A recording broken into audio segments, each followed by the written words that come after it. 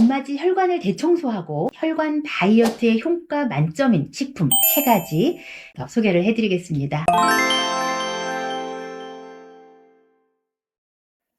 여러분 안녕하세요. 푸드닥터 심선아입니다.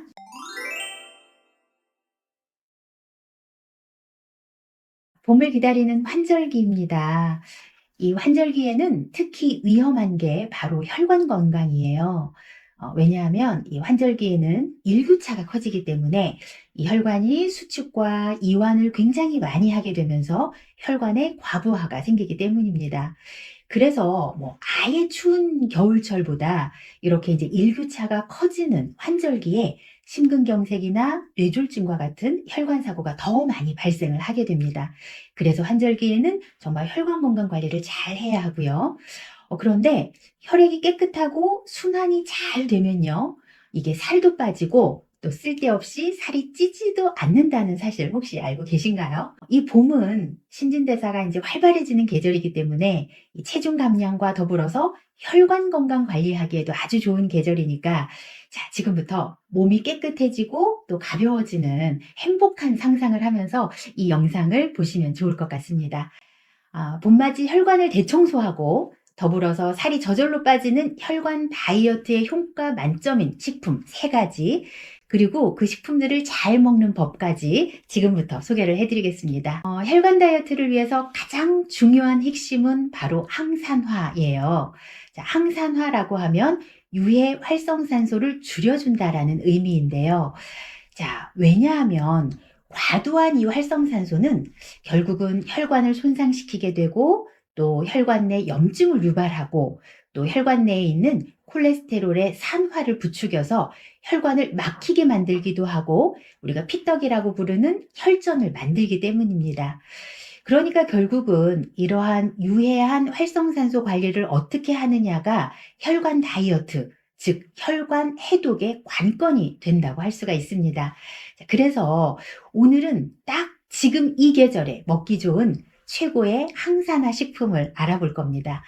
항산화 효과가 있다라고 하는 식품들은 정말 구구절절 많죠. 자, 그런데 이 식품의 항산화 효과는 활성산소 흡수 능력 스코어라고 하는 것으로 평가를 할 수가 있습니다. 이걸 전문 용어로는 오락 스코어라고 하는데요. 자, 이 스코어를 기준으로 했을 때 항산화의 최강자는 바로 베리류예요. 베리류. 그래서 베리류라고 하면 아사히 베리도 있고 블루베리도 있고 크랜베리도 있고 정말 많은 여러 가지 종류의 베리류들이 있는데, 자, 그 중에서도 우리나라에서 직접 생산이 되면서 또 맛도 너무나 좋은 블루베리가 혈관 다이어트의 첫 번째 추천 식품입니다. 이 블루베리는 안토시아닌이라고 하는 강력한 항산화 성분을 함유를 하고 있는데요. 좀 특이하게도 생과이거나 또는 이걸 익혔을 때보다 냉동을 시켰을 때 이 항산화 수치가 더 올라가기 때문에 이 냉동 상태의 블루베리를 먹는 것이 좋습니다.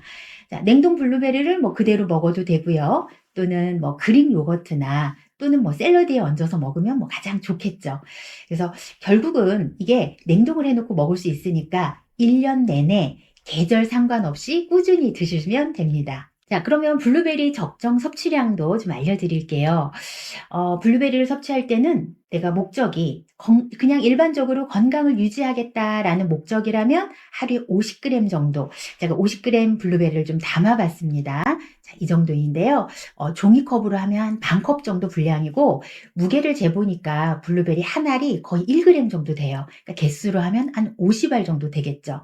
자, 그런데 내가 특별히 항산화나 또는 혈관 건강 관리를 조금 더 적극적으로 하겠다라고 하면 양을 조금 더 늘려서 한 75g에서 100g 정도, 그러니까 종이컵으로 한 3분의 2컵에서 1컵 정도 양을 드시면 됩니다.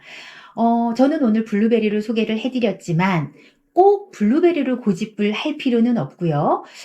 기타 아로니아도 좋고 오디도 좋고 아사이베리도 좋고 이런 베리류들은 다 비슷비슷한 영양소들을 가지고 있기 때문에 그때 계절 상황 또는 내 기호에 맞게 선택을 하시면 되겠습니다. 자, 이 베리류의 또 하나의 장점이 뭐냐면 사실 다른 과일들은 갈아서 먹게 되면 혈당 지수가 많이 올라가기 때문에 사실 저는 갈아서 먹는 걸 추천을 하지는 않아요. 자, 그런데 이 베리류들은 갈아서 먹어도 혈당 지수가 높지 않기 때문에 뭐 스무디를 해서 먹거나 또는 다양한 다른 요리에 활용을 하기에도 좋다는 그런 장점이 있습니다. 자, 혈관 다이어트 두 번째 추천 식품은 바로 브로콜리입니다. 브로콜리는 이제 국내산 브로콜리 같은 경우에는 한 5월 정도까지가 제철이에요. 그러니까 제철이라고 하는 건 이때가 가장 맛도 좋고 영양소도 풍부하다라는 의미를 함축을 하고 있습니다. 그러니까 지금부터는 정말 열심히 5월까지 브로콜리를 열심히 좀 챙겨서 드시면 좋을 것 같아요. 이 브로콜리를 매일 반 컵, 그러니까 한 45g 정도를 매일 먹으면 심혈관계 질환에 걸릴 위험을 낮출 수 있다라고 하는 실제 최근 연구 결과도 있습니다. 자, 그 이유가 이 브로콜리를 십자화과 채소라고 하는데 이런 브로콜리 같은 십자화과 채소는 동맥에 그 해로운 칼슘이 쌓이는 걸 막아주는 효과가 있어요. 그렇기 때문에 이제 동맥이 딱딱해지는 걸 막아주고 그만큼 혈관 건강을 관리하는 데 도움이 된다라는 의미입니다. 자, 이 브로콜리에 들어있는 영양소 중에서 좀 주목해 볼 건 비타민C예요. 비타민C가 우리가 신맛 나는 과일에 많을 것 같지만 이 브로콜리에 굉장히 풍부하게 함유가 되어 있습니다. 브로콜리 100g을 기준으로 한다면 비타민C가 무려 114mg이나 함유가 되어 있는데 이 수치는 레몬보다 2배나 더 많은 양이에요. 이런 비타민C 외에도 비타민 A도 많고 비타민 B군도 많고 또 칼륨이나 칼슘 같은 미네랄도 많고 또 식이섬유도 아주 풍부해서 정말 이 브로콜리는 알토란 같은 채소라고 할 수가 있을 것 같습니다. 그리고 브로콜리에는 특히 썰폴라판이라고 하는 성분이 특히 많이 함유가 돼 있는데요. 이 성분이 혈관을 보호하는 효소의 생산을 늘리고 또 세포를 손상시키는 물질을 줄여줘서 심혈관을 보호하는 효과가 있으니까 그야말로 혈관 다이어트에는 정말 안성맞춤인 채소라고 할 수 있습니다.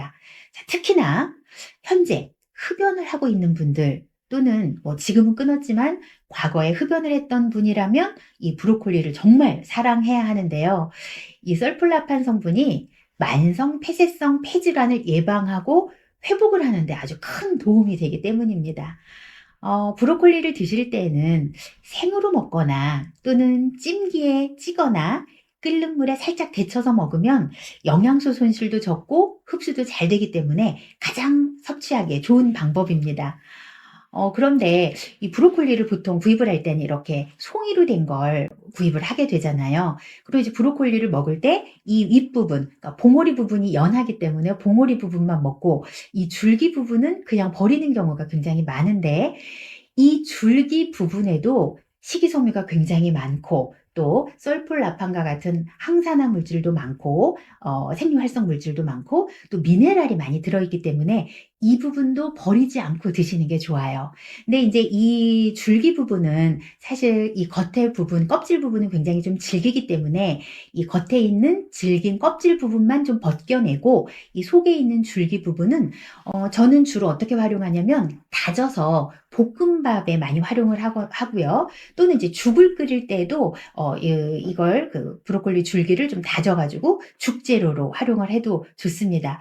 그리고 또 경우에 따라서는 이거를 피클 담글 때 써도 굉장히 좋아요. 브로콜리는 이제 살짝 데쳐가지고 냉동실에 이제 보관을 해두게 되면 한 달 이상 좀 또 두고 먹을 수가 있습니다. 브로콜리를 드실 때는 항산화나 또는 이제 항암 효과를 위해서 먹는다면 하루에 100g에서 150g 정도 섭취가 권장돼요. 그러니까 이 한 송이가 지금 오늘은 약간 좀 큰 송이거든요. 무게가 300g이 조금 넘게 나가더라고요. 그러니까 일반적으로 내가 한 송이를 샀다 그러면 이 중에 한 3분의 1 송이 정도, 3분의 1 정도가 하루 섭취 권장량이다라고 기억을 하시면 좋을 것 같고요. 이 브로콜리는 굉장히 좋은 식품이기는 하지만 혹시라도 갑상선 기능 저하증이 있는 분이라면 이 십자화과 채소들은 갑상선 호르몬 생성을 조금 줄일 수가 있기 때문에 갑상선 기능 저하가 있는 분이라면 섭취를 조금 주의를 하시는 것을 기억을 하시면 되겠습니다. 자, 마지막 혈관 다이어트 세 번째 추천 식품은요. 바로 톳이에요. 톳. 자, 톳을 제가 같이 준비를 해봤는데요. 이 톳이라고 하면 아마 조금 생소한 분도 있을 것 같은데, 이 톳은 3월에서 5월이 제철입니다. 이 톳은 해조류가 가지고 있는 장점을 모두 가지고 있다고 말할 정도로 영양이 정말 풍부한데요. 우선 톳에는 식이섬유, 비타민은 기본이고요. 미네랄 중에서 면역에 아주 중요한 아연이라고 하는 성분이 민물장어보다 20배나 더 많이 들어있고, 또 뼈에 좋은 칼슘은 우유보다 15배가 더 많이 들어있고요. 소고기보다는 350배나 더 많이 들어있습니다. 그리고 철분은 우유에 무려 550배나 더 많이 들어있어요. 자, 이렇게 톳에는 뭐 칼슘이라든지 철분과 같이 우리가 이제 평소 식사에서 부족하기 쉬운 미네랄 성분들이 많이, 그리고 또 조화를 이루고 들어있어서 콜레스테롤을 떨어뜨리는 효과도 있고요. 혈압을 떨어뜨리는 효과도 있고, 또 혈전을 풀어주는 그런 아주 좋은 효과를 가지고 있습니다.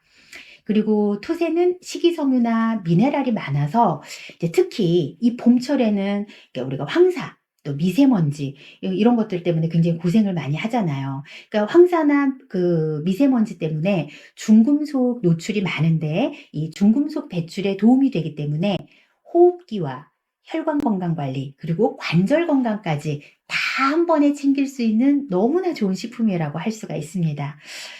사실 우리나라는 이 톳 소비량이 많지는 않아요. 그런데 가까운 일본에는요, 후생성에서 매년 9월 15일을 이 톳의 날로 정해가지고 섭취를 적극적으로 권장을 하고 있기도 하고요. 학교 급식에도 굉장히 자주 사용이 되고 있을 만큼 이 톳의 좋은 성분 또 좋은 효능에 대해서 인정을 하고 있습니다. 그리고 실제로 우리나라에서 생산되는 톳의 대부분이 일본으로 수출이 되고 있어요. 그러니까 여러분들이 이렇게 좋은 영양의 톳을 좀 많이 활용을 할 수 있으면 좋겠습니다. 톳은 아마 드셔보신 분들도 뭐 톳나물 무침 또는 뭐 두부를 으깨 가지고 함께 무치는 톳 두부 무침 정도 아마 드셔보셨을 것 같은데요. 이 톳을 먹어보면 딱 씹을 때마다 톡톡 터지는 식감, 그리고 이게 바다 내음이 굉장히 이제 물씬 느껴지는 아주 매력적인 식품이기 때문에 다양하게 활용하기에 좋아요. 이걸 좀 살짝 데쳐가지고 다져서 달걀말이에 넣으셔도 좋고요. 된장국을 끓일 수도 있어요. 그리고 또는 이걸 말리거나 또는 이제 한번 데쳐서 톳밥을 지어가지고 양념장에 비벼 먹어도 정말 완전 별미입니다. 한 가지 팁은 이 톳을 먹을 때 사실 톳 외에 뭐 기타 미역이나 사실 다시마 같은 대부분의 해조류들은 미네랄이 아주 풍부하기 때문에 식초가 함께 들어가는 요리를 한다면 이런 풍부한 칼슘이나 미네랄을 흡수하는데 더 효과적입니다. 톳을 드시는 양은요, 말린 톳으로는 하루에 10에서 15g 정도, 그리고 불린 톳으로는 하루에 50g에서 70g 정도 섭취를 하는 것이 좋습니다. 이게 지금 50g 정도를 제가 그릇에 담아 본 거고요. 종이컵에 담아 본다면 한 3분의 2컵 정도 되는 그 정도 양이에요.